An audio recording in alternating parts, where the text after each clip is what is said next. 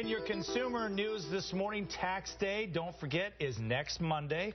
Filing your taxes can put you at risk for identity theft, and identity theft is the fastest growing complaint to the Federal Trade Commission, and more than half of those cases are stolen income tax refunds. So we have an expert here today, Amanda Salvione, associate attorney at the Frutkin law firm in Scottsdale, is here to tell us how to protect yourself.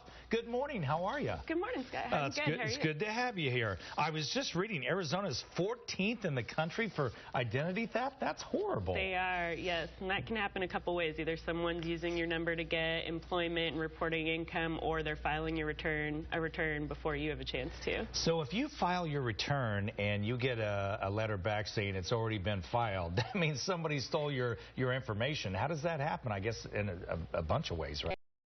Normally through phishing. It can be through email or phone scams, or they just come across your information from a data breach. So it's really important to protect your information by not disclosing your social security number unless you absolutely have to, and having strong passwords on all your online accounts. Right. You know, it's funny, you go to stores and places like that, and they'll often ask for your address and all that information on your phone. You don't have to give out that information anywhere, do you? No, you don't. I mean, if you're applying for credit, then you may have to, but they're going to go through verification steps then. But otherwise, you shouldn't disclose your information unless you have to. So if you file electronically, as far as your taxes are concerned, is there less of a chance that you could be ripped off?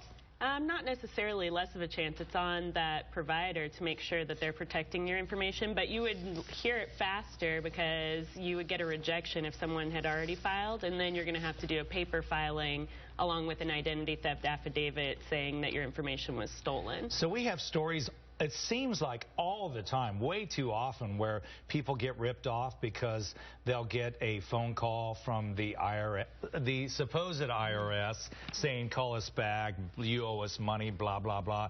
The IRS does not call you, do they? They do not call you. They do not email you. They did not contact you on social media. They're going to send you an actual official notice through the mail, regular old mail, right, and then tell you how to respond either by phone or through verifying information online. So if you get one of those notifications, then you should immediately respond. What else should you do? Just subscribe to one of these credit monitoring companies? I mean, you can pay the fee to subscribe to one of those, or you can at least get your annual credit report for free every year. Call the bureaus or go online to annualcreditreport.com, and then you can get one report every 12 months. Also check from the Social Security Administration and see what your wage earnings are, because if they're different on your report than what you've been reporting on your income, then you may notice that there's some discrepancy there. And by the way, there are some credit agencies right there on your screen. Equifax, TransUnion, and Experian are the three main ones.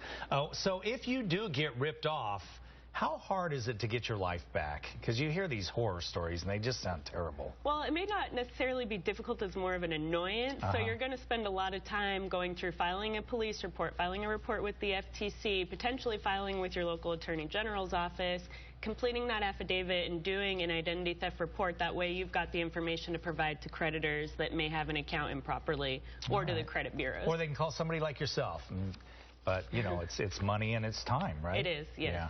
Well, Amanda, thank you so much for coming in. We appreciate it, and hopefully nobody watching is going to be ripped off. Taxes due on Monday. Thank you, Scott. Thank you.